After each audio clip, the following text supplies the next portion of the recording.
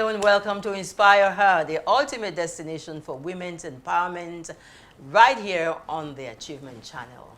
My name is Helen Omma Odeleye, and I'm thrilled to be here today and to be joined by my co-hosts on the show. We are in the studios of the School of Eloquence here in Lagos. Today we will be breaking barriers and shattering glass ceilings as we explore empowering women to lead in male-dominated industries. And joining me are two incredible women who embody the spirit of empowerment. Let's meet them right now. We have Olusola Sowemimo, a trailblazing farmer and coach at Okpe Farms, who's making waves in the industry. And we have Mrs. Clara Nnorom, a distinguished businesswoman who's paving the way for women in leadership.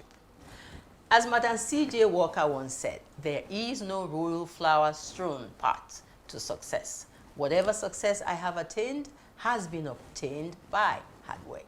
So today we will delve into overcoming gender bias, leadership styles, and the power of mentorship and sponsorship.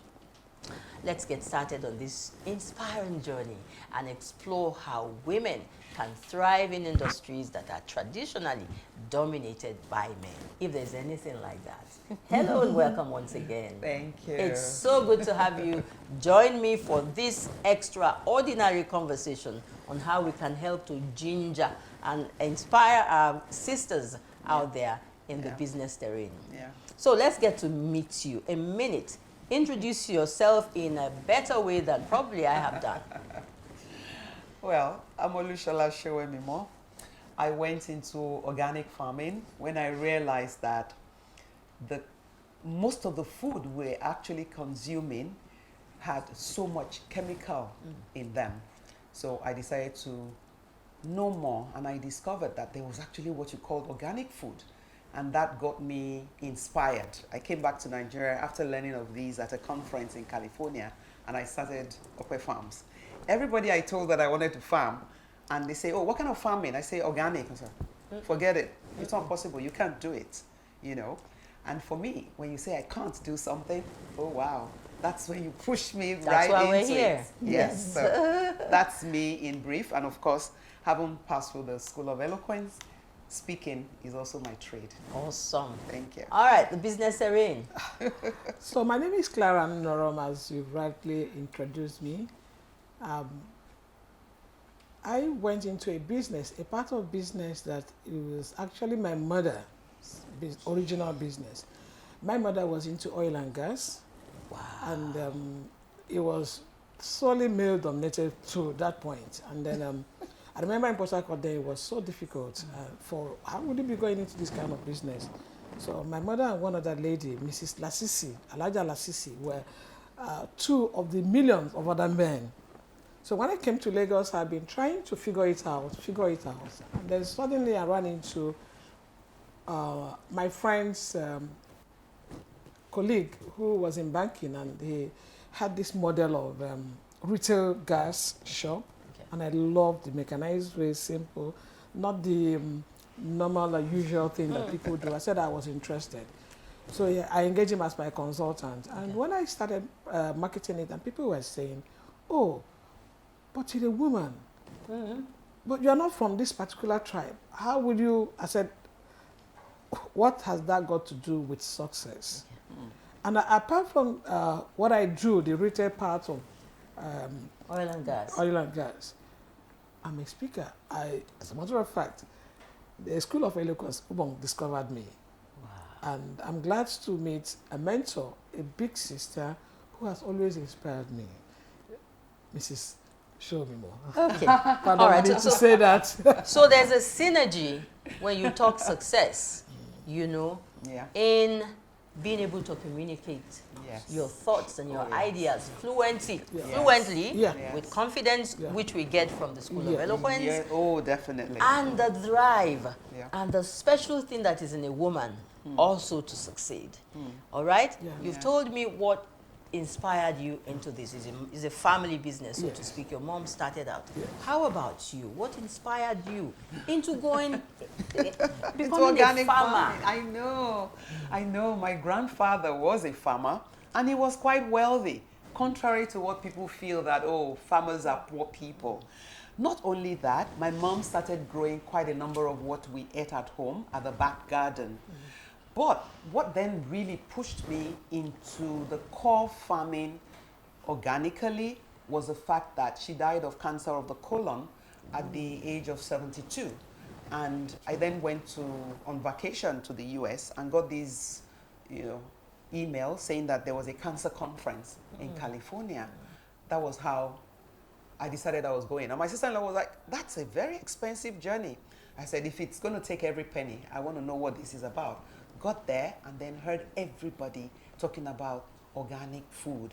I interviewed over 40 people. I ran outside, I got a recorder, and I started recording them. What is this? How does it feel? What has been your journey? And that was how I came back to Nigeria. I said, if only in honor of my mom, I would set up an organic farm. But they all told me it was not possible. Up till now, people get to my farm and ask me for the boss. Who owns the farm? I said, oh, the shareholder is in Lagos. But this I'm is representing him. You're so humble enough not to say outrightly, I am the boss. Oh, yes. Oh, yes. So, okay. So we're all smiling, the journey so far must have been very thrilling and exciting and fulfilling to some extent. But they're never without hitches here and there. Can we start with you? What are the challenges? At some point where you say, no, maybe the people who said, I shouldn't do this were right. Yes. For me, the first stumble was lack of knowledge. I didn't even know anyone who was doing organic farming. So that was a real setback for me. I would sit in the middle of the night listening to YouTube videos. I see a name mentioned in a newspaper. I would trace that person until I find him. Then I met a particular professor in Osun State who was interviewing in the papers, and I called him. I said, I need you because I don't even know what I'm doing. I'm just losing money every day. And people have told me I would lose money. And he said, don't mind them. You will do it and you will succeed. Everybody needs that kind of push in their lives. That man, the first time I was a speaker at an event which was organized by the wife of the former vice president, he was in the audience. Whoa. I saw him and I said, Prof, what are you doing here? He said, when I saw the flyer And that my mentee was going to be a speaker at this kind of event, I knew I had to be there. So that was a low, but he raised the bar for me. And that is one of the things that I feel every woman in any sort of business need. We need each other. We need that mentorship. We need somebody to take you along and show you the ropes. This is how it's done. All right. And quickly, let's hear some of the obstacles you have faced. Oil and gas is like a no-no for women. One of the challenges I had was managing people you ask to come, engaging hands. One of the challenges of every business, and it's not have not to do with gender, is the fact that yes, people say there are no jobs, but people are also not willing to work. People are not they don't see a vision. So you're talking about a long-term growth for the business. They want immediate gains. And so you have people who steal, who have had so many people. I traveled out and the boy who was working for me stole from the supplier. And so that's been a challenge. But then men are succeeding. And so we are going to succeed. We are already succeeding. We are already succeeding. When the path to success, we're already succeeding. So for 5 years I've been in it, and I'm not giving up. You can't give up. That's why we're on this show. We're on this show to let the sisters and mommies out there and our daughters out there to know that they really can never give up. So let's look at how the journey has been so far, how you have been able to navigate and overcome. We're talking about traditionally male-dominated, What's happening with the guys, with our men? Are they encouraging us enough? Or the buyers is also another huge challenge? Okay, so I have a very supportive husband who is not afraid of anything. He gives me the support and all that. But I've also met buyers. I mean, when I'm in the shop, they're thrilled. especially male. In fact, they encourage the support I've gotten so far for my male customers who come, when they come to the shop, they begin to look at it. They ask questions. How did you come with this model? They appreciate it, they love it. And then for women, you know, we are always not too comfortable with each one other. another. Is that true now? And but they are coming to terms. True? They're coming to terms with there's nothing you can do. It's either you leverage on what she has or you go solo.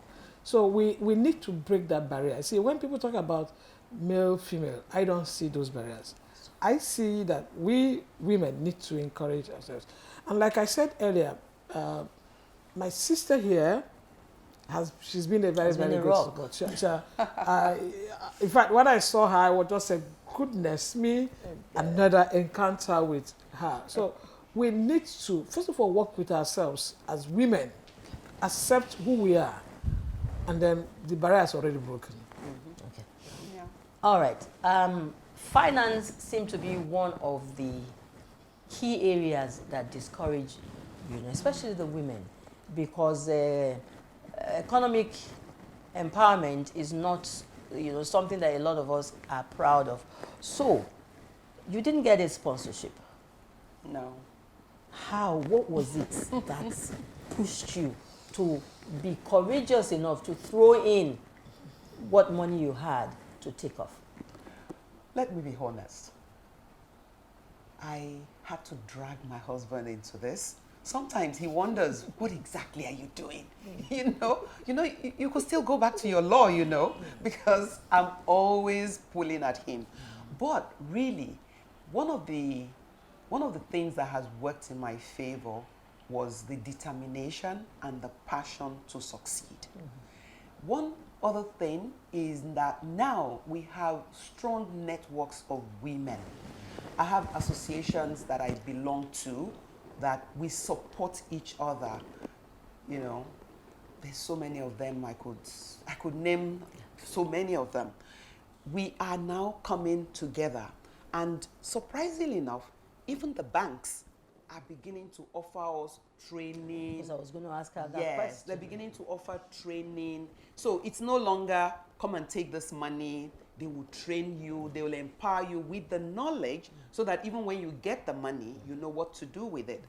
But where I have my reservation is because I'm also a secondary producer, because I now process some of the things I produce. But as a primary producer, the risk is so high that people like us cannot depend on the kind of loans that those banks are willing to give. Agric is not a 2 + 2, you get 4.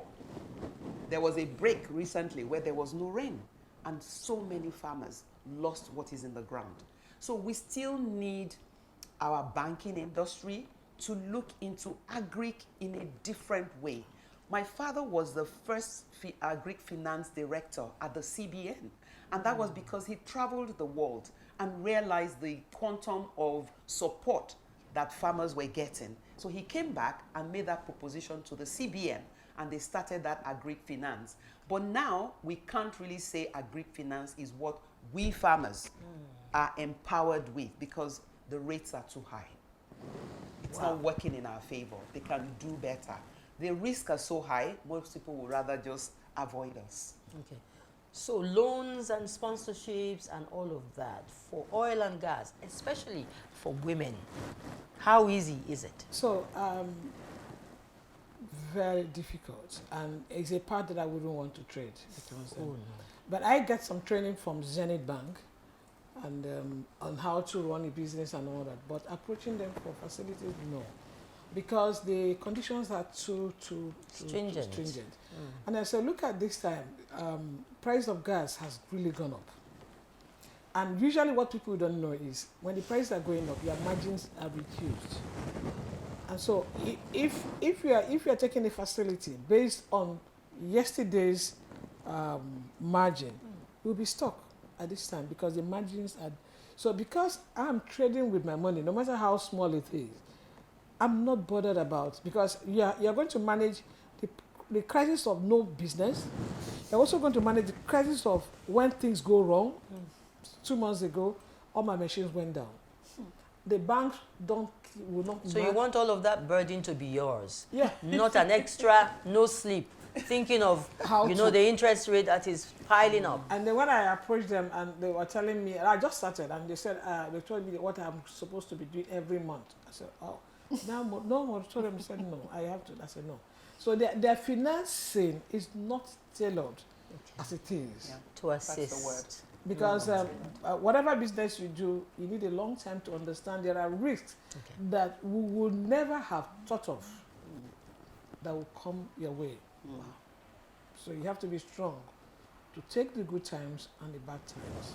Awesome. Definitely. Good times and the bad times, and that's natural with life anyway, because the journey is not a straight one. No, it's not. It's not a straight. Getting to that successful part is not a straight journey at all. So let's look at strategies. Leadership strategies. You've talked about some trainings here. You've talked about how you pulled whatever resources you had to travel out of Nigeria to get some empowerment training-wise. What are the strategies that you have found to be most effective in breaking through these male-dominated industries? Yeah. For women, one thing I would encourage is coaching by other women or mentorship by other women. It's not every woman who will be able to afford to buy a ticket to go out, to go learn. But if I come back with that knowledge and I bring probably 10 people together, those 10, imagine them replicating and training another 10. By the end of the year, we probably would have maybe 1 million or more. So that strategy of women helping women or supporting women is a very key one. So in the past, I've had people who would tell me, I've always wanted to do this organic farming, but I don't know where I'm going to get the knowledge. And I say, well, you are here at the right time. When I started, I didn't get that. So if you come there, and I've had quite a number of women come, some of them a whole week. They spend a whole week to understand and learn. Another strategy that would definitely work for us would be if some of these things are policy driven. Okay. If they're policy driven, then it will be something that is in the system and is helpful. You can look up to the fact that, there is this policy that would encourage me from here, I'm going to get there. Okay. Right now, we don't have enough of that. Number of things are being done, but we can all say it is still not enough. You want to add to that? So, yes, fine.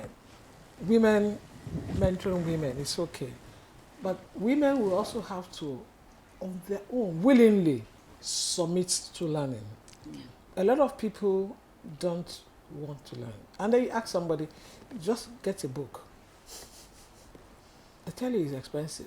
But there are other things they spend money on that will not give knowledge. So women need to willingly submit themselves to learning.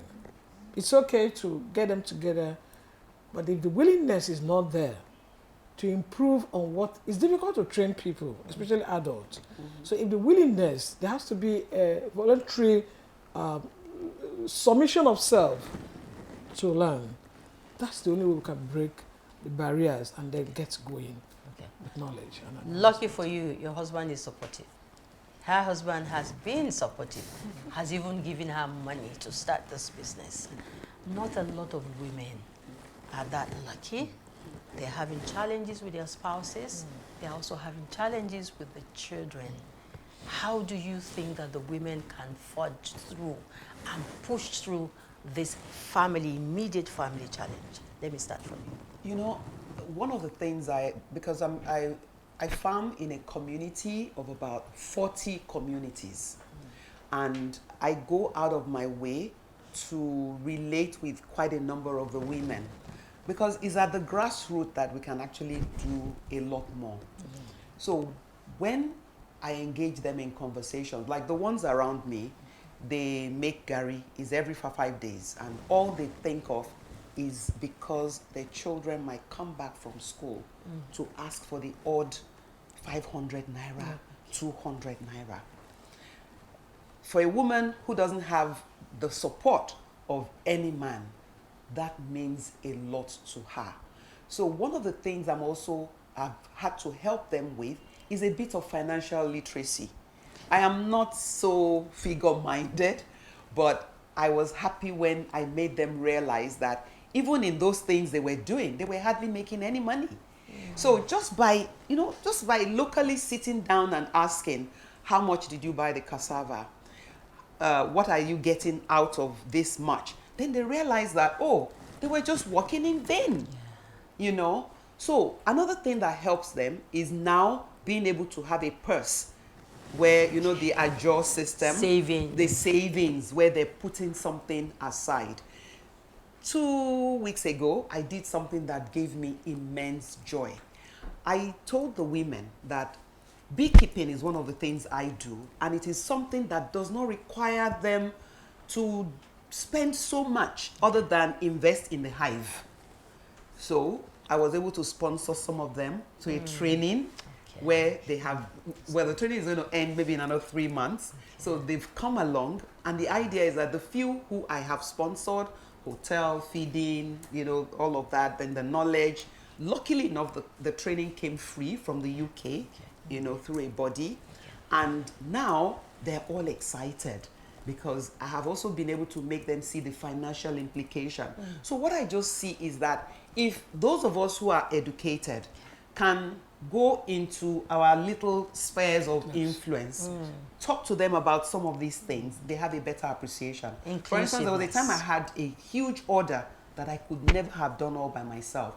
I got a group of them together. They too contributed. And that money, you can imagine you have a row of women all queued up and they're probably collecting 5,000, 3,000, 4,000. The joy. So the joy.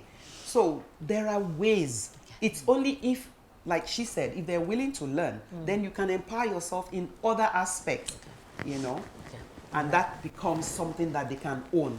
Even while we were at the beekeeping training, one of them mentioned the fact that, oh, her mother makes, I forgot, tapioca. And everybody in class screamed, how do they make tapioca?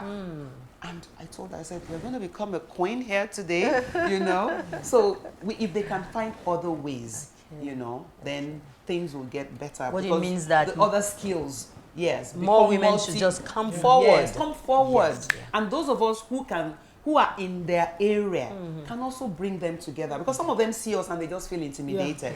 Who rides a car to their farm? You know, that kind of, it's strange to them. So if we bring them together, come to their level, I sit down when they're making their gari and we're talking, that helps.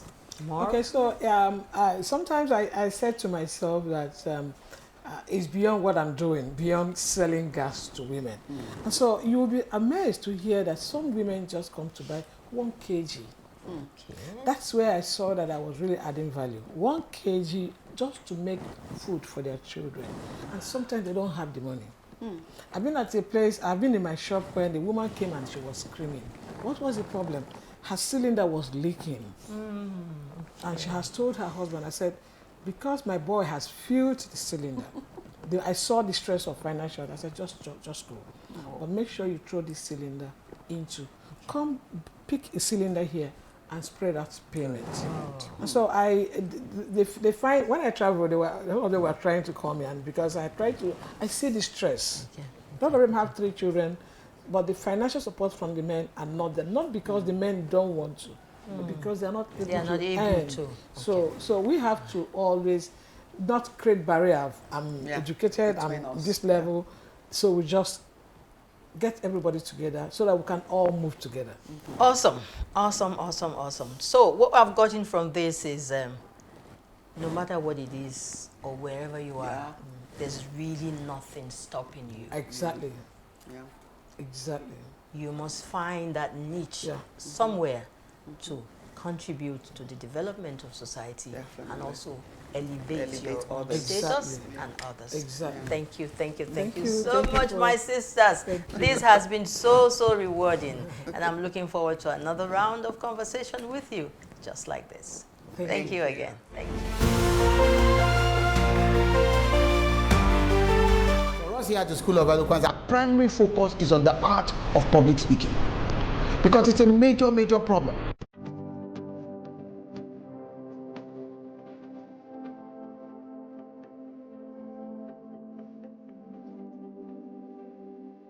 And public speaking, we must understand, is the raw art of speaker to audience oral communication. I got a lot more than I actually expected. I have overcome the fears I used to have. The more you speak, the better you are at speaking. School of Eloquence is the place you can be, and there's a turnaround. That change you are expecting, you get it there.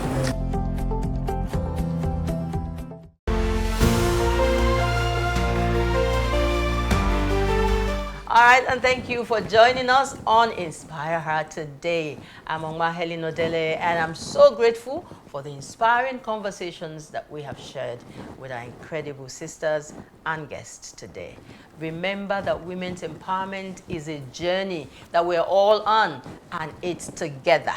As Angela Merkel said, I am not a feminist, I'm a realist. And I believe that the world would be a better place if more women were in leadership positions. I beg your pardon, guys. Let's continue to support and celebrate each other's successes. Join us again, same time, for more inspiring conversations on InspireHER, right here on the Achievement Channel. Bye for now. Thanks for your time.